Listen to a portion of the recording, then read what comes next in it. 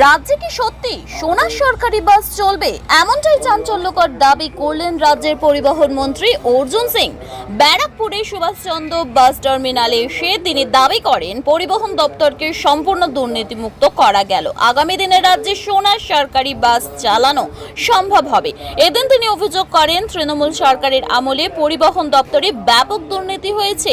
তার দাবি সেই সময় বহু বাস বৈধ রুটে পারমিট ছাড়াই চলতো এবং বেআইনিভাবে রুট পারমিট দেওয়ার নামে দুর্নীতি চলতো।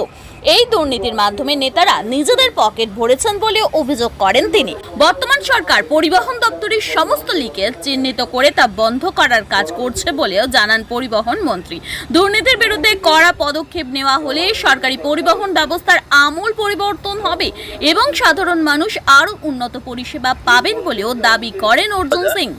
টায়ার চুরি, পার্ট চুরি, এটা বিগত সরকারের আমরা দেখেছি। ভালো ভালো গাড়ি তার পার্টস গায়েব হয়ে যায়, বিক্রি হয়ে যায়, টায়ার পুরনো টায়ার নিয়ে এসে লাগিয়ে দেওয়া হয়। তো এই লিকেজগুলো যদি বন্ধ করে দেওয়া যেতে পারে তাহলে সোনা বাস চালানো যেতে পারে। আমার কথাটা কোনো ভুল নয়। কেন, যা যা আয় হবে তার থেকে ব্যয় খুব কম থাকে, কিন্তু এখানে ব্যয় বেশি হয়ে যাচ্ছে, আয় কমে যাচ্ছে। বলছি দাদা, একটা বার্তা দিবে যে এই যে পরিবহন দপ্তরে যাতে কোনো রকম মহিলাদের যে সুযোগ দেওয়া হয়েছে সেই সুযোগ থেকে যাতে বঞ্চিত না হয়। এরকম মাঝে মাঝে আমাদের কাছে কমপ্লেন আসছে, কোনো ড্রাইভার হয়তো বদমাশি, জানেন তো এখনো পুরনো ভাইরাসটা কিছু কিছু জায়গা আছে। সেই ভাইরাসরা আমাদের পরিকল্পনাগুলোকে, আমাদের যে প্রজেক্টগুলোকে তারা বানচাল করার চেষ্টা করছে। তো আমরা এই মহিলাদের জন্য পিঙ্ক কার্ডও আমাদের মুখ্যমন্ত্রী বলেছেন, পিঙ্ক কার্ড তৈরি করে তাদের হাতে দিয়ে দেওয়ার জন্য। তাদের মধ্যে সমস্ত ডাটাগুলো থাকবে। কিন্তু আমরা রিকোয়েস্ট করেছি কি কোনো রকম এরকম কমপ্লেন যাতে না আসে। কটা বাস চালু হলো? এখানে A11 আছে, S11। দেখুন, বাসের কোনো অভাব নেই, বাস চলবে। যতগুলো বাস দরকার হবে, এক একটা বাস 4 ট্রিপে 5টা ট্রিপ করবে, অসুবিধা হবে না।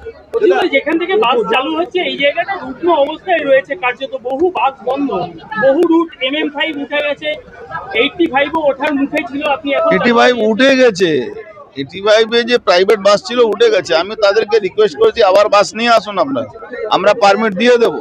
একটাও বাস 85-এ নেই। NN5ও চালাবো, সবটাই চালাবো। পুজোর আগে রাজ্যবাসীকে নতুন বাস উপহার দেবেন আমাদের মাননীয় মুখ্যমন্ত্রী। আমাদের মোদীজি আশীর্বাদে 468টা বাস আছে। তার মধ্যে ইলেকট্রিক আছে, CNG আছে, সবই আছে, সবই আছে। সময় লাগছে, ডাটাগুলো কালেকশন করা হবে। এই 2-4 দিনের মধ্যে এটা শুরু করব আমরা। তাতে তাদের পিঙ্ক কার্ড দিয়ে দেবো, তাহলে ওদের সুবিধা হবে। আমাদেরও যা আমাদের কাছে ডাটা থাকবে কি কোন মহিলা কতবার বাসে উঠেছে না উঠেছে। এই যে মিথ্যা প্রচার যে সরকারের বিরুদ্ধে কিছু লোক করে, তাদের জবাব দেওয়ার জন্য তো আমাদের সব ব্যবস্থা করতে